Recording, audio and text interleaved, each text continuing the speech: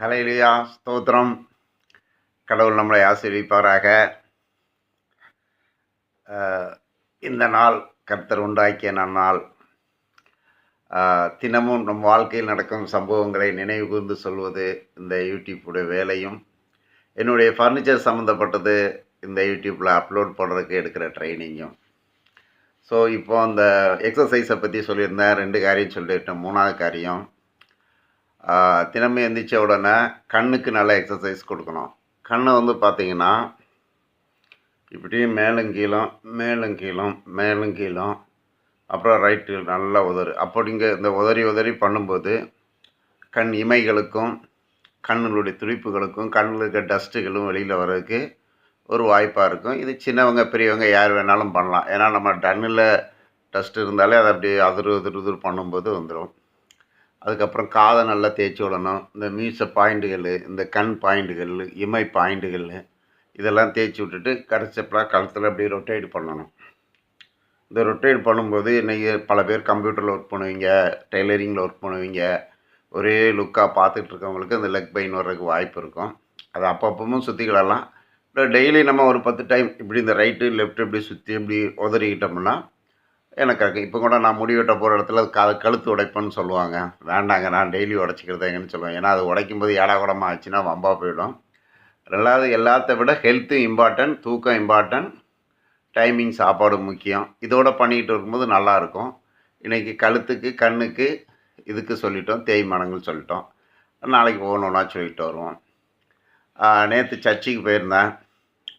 சர்ச்சில் போயின்னா சாட்சி சொல்கிற டைம் கொடுத்துட்டாங்க. பாஸ்டர் சாட்சி சொல்ல போகும்போதே சொன்னாங்க, 3 நிமிஷத்துக்குள்ளே முடிச்சுக்காங்க அப்படின்ட்டு. ஸோ சாட்சியை சொல்லக்கூடாதுன்னு சொல்ல முடியாது.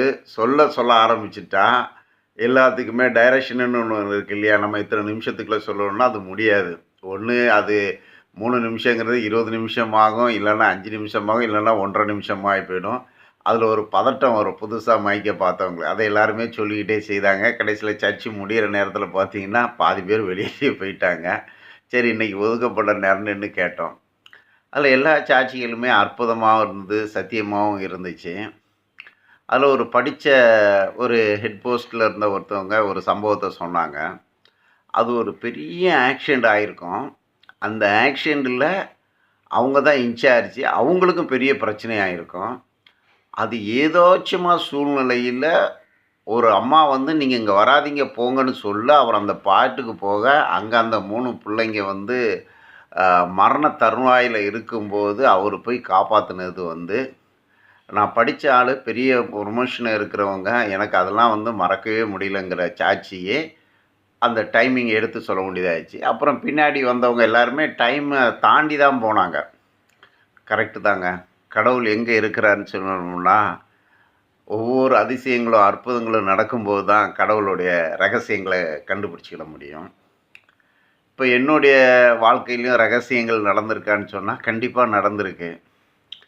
எங்கள் சர்ச்சில் நான் ஆரம்ப காலத்தில் ஒரு ஆர்வத்தில் போய் பாட்டு பாடுவேன். நான் போன சர்ச்சில் அந்த பாட்டு பாடிட்டு ஈவினிங்கில் இருந்துகிட்டு இருக்கும்போது அதில் எனக்குள்ள ஒரு சந்தோஷம்தான். வியாபாரியாக இருந்து சர்ச்சில் போய் பாட்டு பாடுகிறது கிடைக்காத ஒரு வாய்ப்பு. கிடைச்சதை பிரயோஜனப்படுத்திக்கிட்டேங்கிறதும் சொல்ல முடியும். அப்படி இருக்கும்போது நான் கடையில் இருக்கும்போது என்னை கிராஸ் பண்ணி ஒரு வயசு பொண்ணு, ஒரு 17-18 வயசு பொண்ணு கிராஸ் பண்ணுது.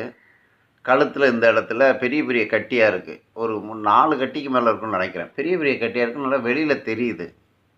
அந்த பாப்பாவை கூப்பிட்டு, என்னம்மா இது கட்டியாக இருக்குது அப்படின்னு நான் கேட்டேன். சர்ச்சுக்கு வர பொண்ணு. அது கூலாக சொல்லுது, கடவுளும் இல்லை, ஒன்றும் இல்லைங்க, நான் அடுத்த வாரத்தெல்லாம் செத்துருவேங்க அப்படின்ட்டு. அது ஒரு அசால்ட்டாக சொல்லும்போது நம்மளுக்கே ஒரு காரியமாக இருந்து. அப்போ என்னம்மான்னு கேட்டால், இது டிபி கட்டியா அங்கிள், இந்த இடத்துல பெருசு பெருசாக வந்துச்சு, இது வெடிச்சிருச்சுன்னா இது நரம்பு மண்டலத்துக்கு போகிற இடம், நான் டெத் ஆகிடுவேன்னு சொல்லிட்டாங்க, அது எப்போ வெடிக்குமோ அப்போ நான் டெத்து கன்ஃபார்ம்டு அப்படிங்குது. கேட்ட உடனே நம்மளுக்குள்ள ஒரு பதட்டம். அப்புறம் அது சொல்லும்போது சாட்டர்டே இருக்கும். சண்டே ஈவினிங் சர்வீஸில் நான் மைக் பிடிச்சி பேசும்போது அந்த பிள்ளைக்காக வல்லமை உண்டு வல்லமை உண்டுன்னு ஒரு பாட்டு பாடி, அந்த பாட்டு பயங்கர பவரு. அந்த பாட்டு பாடி அந்த பிள்ளைங்களுக்காக ஜெபம் பண்ணுறேன். செவ்வாய்க்கிழமை இருக்கும். என் கடையை அந்த பொண்ணு கிராஸ் பண்ணுது. பார்த்தா கட்டியெல்லாம் எதுவுமே இல்லை. கூப்பிட்டு, "என்னம்மா கட்டி என்ன ஆச்சுன்னா?" "ஒண்ணுமே தெரியல அங்கிள். நான் கிள்ளி பார்த்தா எனக்கு ஒண்ணும் இல்ல. திங்கட்கிழமை நைட்ல அப்படியே கட்டிங் எல்லாம் தானாவே வெடிச்சுது. எல்லாமே கிளீன் ஆயிடுச்சு. எனக்கு ஒண்ணும் ஆகல. டாக்டர் சொன்னாங்க இது மிராக்கிள்னாங்க." அப்பந்தான் சொன்னேன், "பாப்பா நான் உங்களுக்காக சர்ச்சில ஜெபம் பண்ணோன்னா, அந்த புள்ளையால குதிக்குது. ஏன்னா, அதுக்கு நம்ம தான் சாவ போறோமே, கடவுள் நம்மள கைவிட்டார்ன்னு சொல்லி ஒரு வெறுப்புணர்ச்சியில அந்த முடிவு எடுத்த புள்ளைக்கு இப்படின்னு தாங்க முடியல. என்னாலயே அது இன்னைக்கு நினைச்சாலும் அது மறக்க முடியாத சாட்சி தான். கடவுள் எனக்கு எத்தனையோ அற்புதங்கள் சொல்லியிருக்காரு.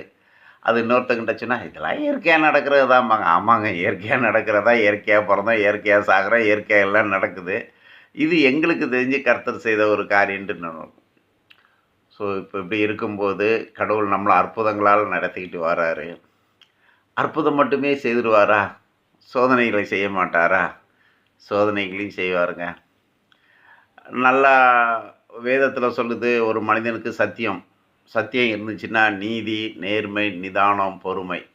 இந்த 4 காரியங்களும் வந்துட்டுனா, அவன் முகமே வந்து ஒரு பிரகாசமா ஆயிடும். அவனுக்குன்னு எதிரிகள் யாரும் இருக்க மாட்டாங்க. எதிரிகள் வந்தாலும் கடவுள் அவங்கள விலக்கி கொண்டுட்டு போவாரு. நான் ஒரு நண்பர்கிட்ட நல்லா பழகிட்டு இருக்கேன். அவன் என்னோட கொஞ்சம் ஐஸ்வர்யவான், கொஞ்சம் படிப்பாளி, எல்லாத்துக்குமே வந்தவன். பொதுவாவே கொஞ்சம் அழகா இருக்கிறவங்க, ஐஸ்வர்யம் இருக்கவங்களுக்கு, அவங்களுக்குள்ள ஒரு எதாச்சியமான கெட்ட குணங்கள் வரும். அப்படி எல்லாத்தையும் சொல்ல முடியாது. நல்ல குணங்கள் உள்ளவங்க இருக்க தான் செய்றாங்க. அப்போ அவனுக்கு நம்ம சம்பாதிச்சிட்டோம், நம்ம அந்த இஷ்டம்னு ஒரு ஹெட்லயே பழகுவான். இருந்தாலும் நம்ம எல்லார்ட்டயும் பழகணுமே. குடிகாரன்ட்டயும் பழகணும், நல்லவன்ட்டயும் பழகணும். வியாபாரிக்கு 4 நல்லவனும் வேணும், 4 கெட்டவனும் வேணும். எல்லார்ட்டயும் பழகு. நீ உன் காரியத்தில கரெக்ட்டா இருக்கணும்பாங்க. அந்த மாரி அவன்கிட்ட நான் பழகிட்டு இருக்கும்போது, இத ஒருத்தன் பொறாம பிடிச்சுட்டான். என்னடா இவனுங்க 2 பேரும் இவ்வளோ நட்பா இருக்கிறானுங்களே! இத உடைக்கணும்னு சொல்லிட்டு, அவனுக்குள்ள ஒரு பெரிய சந்தோஷம் உருவாயிட்டு. நான் சொல்லாத ஒரு வார்த்தைய, அந்த வயசு காலங்கள்ல நான் போய் சொன்னதாக அவன்கிட்ட போட்டு குடுத்துட்டான்.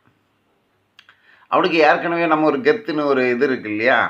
உடனே அவர் பார்த்தாரு, "என்ன பார்த்து நீ இப்படி சொல்லிட்ட? நீ என்ன சொல்லக்கு நீ யாரு?" இந்த மாரி அவமானப்படுத்தி பேசினவங்க ஏகப்பட்ட பேர் இருக்காங்க. அதெல்லாம் ஒவ்வொரு நாளுக்கெல்லாம் சர்ச்சைகள்ல வரும். கிட்டத்தட்ட ஒரு மூஞ்சிய மாறி வச்சுட்டான். "போயா" அப்படின்ட்டு ஒரு மூஞ்சில அடிச்ச மாரி பேசிக்கிட்டே நான் அவன டிஃபெண்ட் பண்ணி நான் இருக்கிற ஒரு காரியத்திலேருந்து ஒரு வாரமா பேசவே இல்ல. பார்த்தாலே அப்படி ஒரு மூஞ்சிய ரஃப்பா வச்சுக்கிடுவான். அப்படி ஒரு கைய நகட்டி விடுவான். இந்த மாரி இருந்தான். சரி போப்பான்னு போய்க்கிட்டே இருந்தேன்.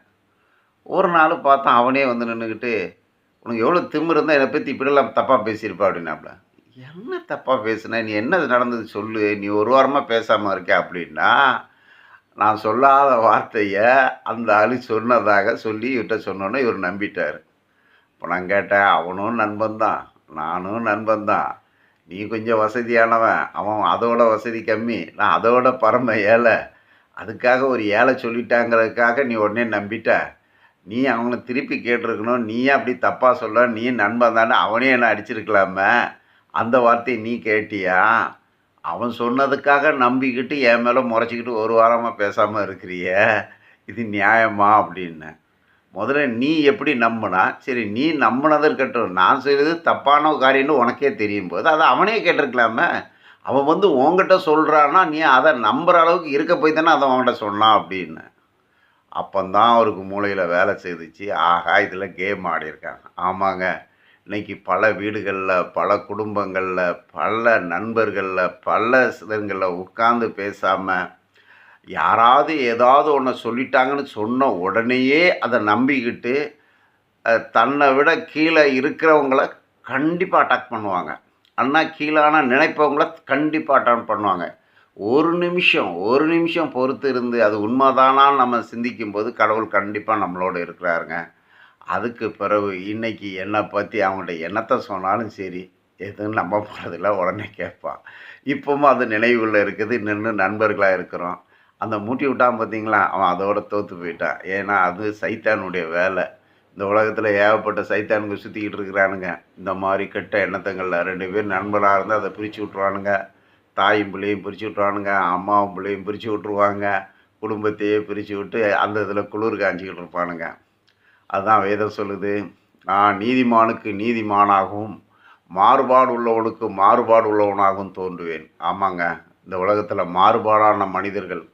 அவர்களுக்கு காசு குடுக்க வேண்டாம். ஒருத்தன கெடுத்து குடும்பத்த கெடுக்கிறதுக்கு. அவனுக்கு அத கெடுத்தா தான் அவனுக்கு தூக்கமே வரும். இப்படி ஏகப்பட்ட மனிதர்கள் சுற்றிக்கிட்டு இருக்காங்க. இதிலெல்லாம் இருந்து நம்மளை காப்பாற்றினா கடவுள் ஒருவர் தாங்க நம்மளை செய்ய முடியும். அதனால் கடவுளை நம்புவோம், கடவுளை நம்புவோம். அல்லேலூயா, ஸ்தோத்திரம், ஆமென்.